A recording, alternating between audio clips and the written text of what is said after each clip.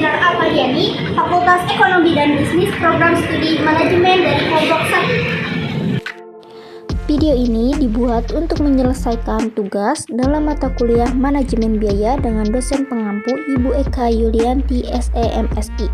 Kami dari kelompok 1 terdiri dari 5 anggota kelompok yang masing-masing bekerja sama dalam memenuhi tugas dengan judul materi analisis perhitungan harga pokok pada usaha wajib barokah hasna dengan menggunakan metode proses costing.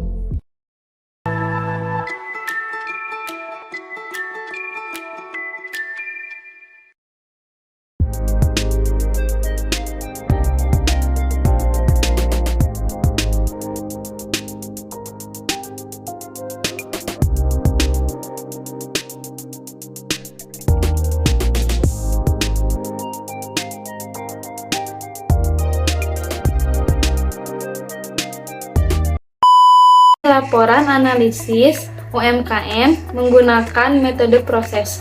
Pertama-tama saya akan menjelaskan apa itu wajit dan apa saja bahan bakunya. Wajit merupakan makanan khas dari Jawa Barat yang rasanya manis. Pembuatan wajit berbahan baku yaitu dari beras ketan, gula putih, kelapa, santan kelapa, dan juga gula merah. Selanjutnya, saya akan menjelaskan metode yang kami gunakan untuk menganalisis produk wajit. Metode yang kami gunakan untuk menganalisisnya yaitu metode proses costing. Mengapa menggunakan metode proses costing? Karena produksi wajit tersebut dilakukan secara terus-menerus. Proses costing itu sendiri merupakan sistem kalkulasi biaya yang digunakan oleh perusahaan yang memproduksi produk yang sama secara terus-menerus, di mana metode akuntansi yang menelusuri dan mengakumulasi biaya langsung dan mengalokasikan biaya tidak langsung dari proses manufaktur. Penjelasan selanjutnya akan dijelaskan oleh Saudara Pupuy. Baik, di sini saya akan menjelaskan karakteristik proses costing dan manfaat dari proses costing itu sendiri. Yang pertama, karakteristik proses costing itu pada produk wajit yang pertama ada produk yang dihasilkan merupakan produk standar. Jadi wajit ini adalah produk standar. Kemudian yang kedua, produk yang dihasilkan dari bulan ke bulan adalah sama. Jadi setiap bulannya pabrik wajit barokah hasna ini hanya membuat wajit saja, tidak membuat produk yang lain seperti keripik, basreng, dan lain-lain.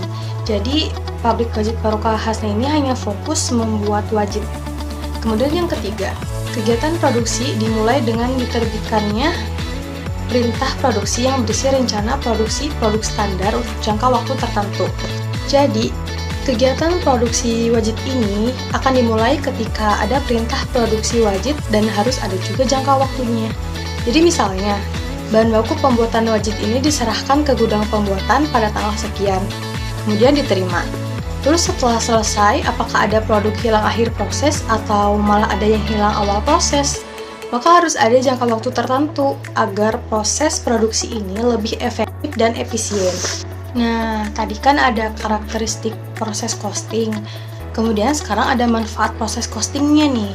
Jadi, manfaat proses costing ini kurang lebih ada yang sama dengan job order costing. Oke, yang pertama manfaat proses costing itu ada menentukan harga jual produk. Jadi, manfaat dari proses costing maupun di job order costing itu harga pokok produknya akan digunakan sebagai informasi untuk menentukan harga jual produk. Jadi, proses costing atau job order costing itu fungsinya sama, yaitu sebagai informasi untuk menentukan harga jual produk. Nah, kemudian manfaat yang kedua ada memantau realisasi biaya. Harga pokok produk, kalau kita buat taksirannya, kemudian kita laksanakan realisasi harga pokok produk itu, dan pada saat pelaksanaannya, kita bisa menggunakan informasi dari harga pokok produk itu sebagai pengendalian. Jadi apakah pada saat dilaksanakannya konsumsi untuk biaya produksinya itu bakalan sesuai atau tidak dengan yang kita rencanakan sebelumnya. Jadi ini tuh bisa berperan sebagai pengendalian. Nah, kemudian manfaat proses costing yang ketiga itu ada menghitung laba atau rugi periodik. Nah, berbeda dengan job order costing, kalau pada job order costing kan menghitung laba atau rugi itu per pesanan.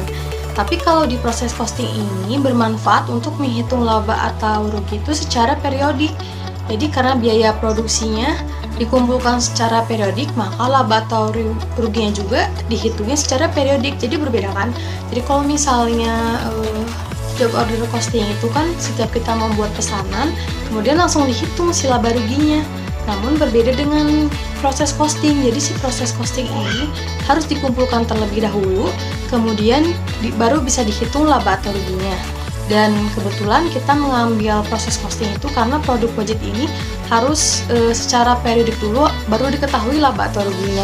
Nah, kemudian manfaat terakhir yang ada di dalam proses costing itu ada menghitung harga pokok persediaan produk jadi dan produk dalam proses yang akan disajikan dalam neraca. Nah, itu dia manfaat dan karakteristik yang ada di dalam proses costing. Selanjutnya di sini saya akan menjelaskan elemen-elemen biaya produksi pada wajib barokah hasna. Yang pertama ada biaya bahan baku, yang kedua ada biaya tenaga kerja langsung, yang ketiga ada biaya overhead. Yang pertama saya akan menjelaskan biaya bahan baku pada wajib barokah hasna selama 1 bulan dengan rincian gula pasir 10 ton seharga 140 juta.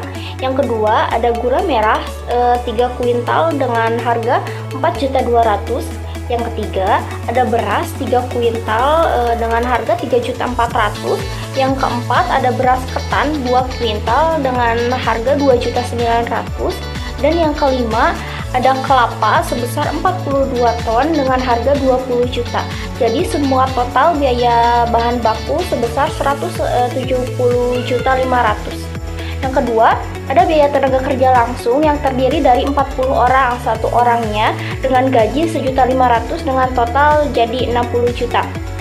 Selanjutnya, ada biaya overhead pabrik. Yang pertama ada plastik bal sebesar 2 kintal dengan harga 3.500.000. Yang kedua ada kayu bakar sebesar 1 kintal dengan harga 500.000. Dan ada biaya transportasi selama 1 bulan sebesar 3 juta. Dan yang terakhir ada daun jagung sebesar 1 ton dengan harga 12 juta. Total biaya overhead yaitu 19 juta. Di sini saya akan menjelaskan bahan baku yang dimasukkan ke dalam proses sebesar 15.000 kg. Mengapa 15.000 kg? Karena wajib barokah hasna memproduksi perharinya sebesar 500 kg. 500 kg dikali 30 hari sebesar 15.000 kg. Dan produk selesai yang ditransfer ke gudang produk jadi sebesar 12.000 kg. Dan produk akhir di akhir bulan yang produk dalam prosesnya sebesar 3.000 kg. Mengapa 3.000 kg? Karena 20% dari 15.000 kg sebesar 3.000 kg dan tingkat penyelesaiannya menyerap 100% biaya bahan baku, 20% biaya konversi. Biaya produksi selama periode berlangsung, biaya bahan baku Rp170.500, biaya tenaga kerja Rp60 juta, biaya overhead pabrik Rp19 juta. Dan di sini saya akan menjelaskan dalam bentuk bagian. Gudang bahan baku mentransfer ke departemen produksi sebesar 15.000 kg dengan biaya produksi dalam periode 15 kg ini sebesar biaya bahan baku Rp170.500, biaya tenaga kerja sebesar Rp60 juta, biaya overhead pabrik sebesar Rp19 juta. Dari departemen produksi mentransfer ke gudang produk jadi sebesar 12.000 kg dengan ada produk dalam prosesnya sebesar 3.000 kg dengan tingkat penyelesaian 100% biaya bahan baku dan 20% biaya konversi. Nah, selanjutnya saya akan menjelaskan materi mengenai elemen biaya dan ekuivalensi. Elemen biayanya yaitu biaya bahan baku, yaitu biaya produksinya terdiri dari 170.500.000. Kemudian ekuivalensinya 12.000 ditambah 3.000 dikali 100%, yaitu 15.000. Kemudian 170.500.000 dibagi hasil dari ekuivalensi yaitu 15.000 menghasilkan biaya per kilonya yaitu Rp11.367. Kemudian yang kedua, biaya tenaga kerja langsung sebesar 60 juta. Kemudian ekuivalensinya 12.000 ditambah 3.000 dikali 20% yaitu 12.600. Biaya produksi yaitu 60.000 dibagi 12.600 menghasilkan 4.762 yaitu biaya per kilonya. Selanjutnya BOP-nya 19 juta. Kemudian ekuivalensinya 12.000 ditambah 3.000 dikali 20% yaitu 12.600. Nah, biaya produksi 19.000 dibagi dengan 12.600 menghasilkan biaya per kilonya yaitu Rp1.508. Total seluruh biaya produksi yaitu Rp249.500.000 dan total biaya per kilonya yaitu Rp17.637. Selanjutnya, harga pokok yang ditransfer ke gudang produk jadi yaitu 12.000 dikali dengan biaya keseluruhan per kilo yaitu Rp17.637 menjadikan seluruhnya Rp211.638,95,24. Kemudian harga pokok produk dalam proses biaya bahan baku yaitu 3.000 dikali 100%, kemudian dikali 11.367 yaitu 34.100. Selanjutnya, biaya tenaga kerja langsung yaitu 3.000 dikali 20% dikali 4.762 menghasilkan 2.857.142,86 rupiah. Kemudian biaya overhead pabrik yaitu 3.000 dikali 20% dikali 1.508 menghasilkan 904.761,90 rupiah. Dan biaya keseluruhannya yaitu Rp249.500.000 rupiah. Untuk pembuktiannya yaitu total biaya sama dengan total HPPJ ditambah total HPPDP.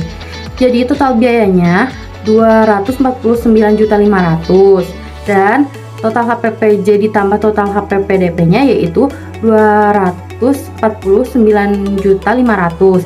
Jadi total biaya dan total HPPJ ditambah total HPPDP yaitu balance. Jadi dua-duanya sama hasilnya dan perhitungannya merupakan perhitungan yang akurat. Nah, di sini ada dokumentasi pembuatan wajit di Cililin, yaitu wajit Barokah Hasna. Kami dari kelompok 1 mengucapkan terima kasih atas perhatiannya. Kurang lebihnya mohon maaf. Terima kasih semuanya.